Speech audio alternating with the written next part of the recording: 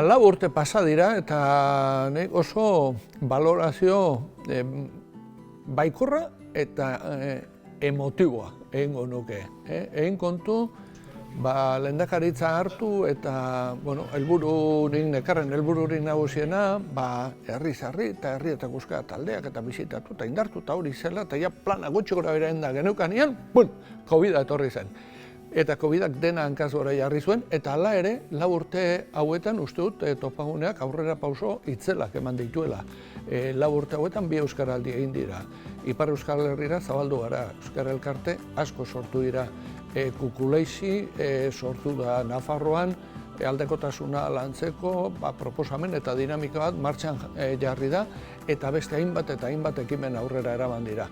Eta hau guztia posible izan da, bai topaguneak eta bai Euskara Elkartetan lantalde, militantzia eta jende benetan zoragarria daukagulako, eta nik hemendik 4 urte horren amaieran eskerrak besterik ez den ditut eman, segulako babesa somatu dalako eta somatu dalako indarra eta ilusioa, eta horrek ez daukan presidori.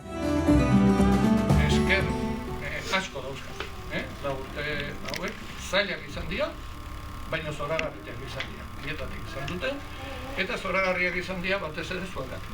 Gure bezaleko hizkuntza batek aurrera egingo balin badu, guztien implikazioa behar du. Instituzioena, gizarte eragilena, euskalgintzarena eta herritarrena. Eta hor daukagu erronka, zu hori bizirik mantentzea eta dinamika sozial, politiko eta esango nuke administratibo-ekonomikoari esker, jauzi hori ematea. Topagunea euskalgintzan bada nor, bada referentzia, baduka funtzioa, baduka indarra, baduka presentzia, eta ni izango naiz topagunearen irudia. Ze azkenean ni nator langile moduan. Ni langile bat naiz, badakizu euskalgintzatik nator, langiletik, eta ni batera lanera nator, lantalde batera nator, eta ni laguntzera nator. Topaguneak zer ikusi duen nigan, edo zergatik proposatu didan, edo zer daukat nik topaguneak pentsatzen duela interesgarri dela berarentzat, bata emakumea naizela, eta nik uste dut ikuspegi feminista hori txertatzea badakigu osasuntsua dela, euskalgintzarako, euskal gizarte mugimendu guztietarako, eta gero Araba eta Gasteiz. Eta euskararen periferiaren pentsamendu mugimendu freskotasun hori ere ekarri nahi dut. Topaguneak aurrera begira ze erronka dituen. Nik esango nuke orokorrean euskalgintzak dituen erronka berdinak, berdintsuak direla. Badakigu euskara bide gurutze baten dagoela, aspalditik datorren ideia da, paradigma aldaketa baten beharrean gaudela, eta hor mugitzen da topagunea bera ere bai. Orduan, euskalgintzako eragile moduan hor kokatuko nuke.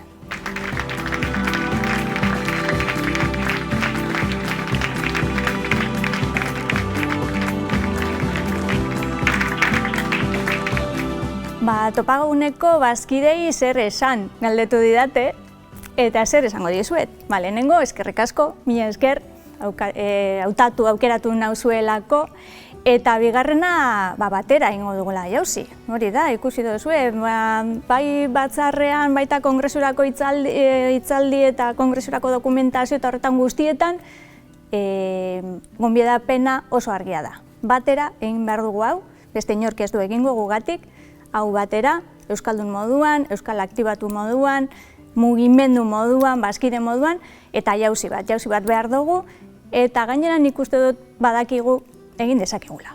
Hori, sinistuta gaude egin dezakegula. Orain arte gauza ederrak egin ditugu, hemendik aurrera ere jauzi bat egiteko gai izango gara.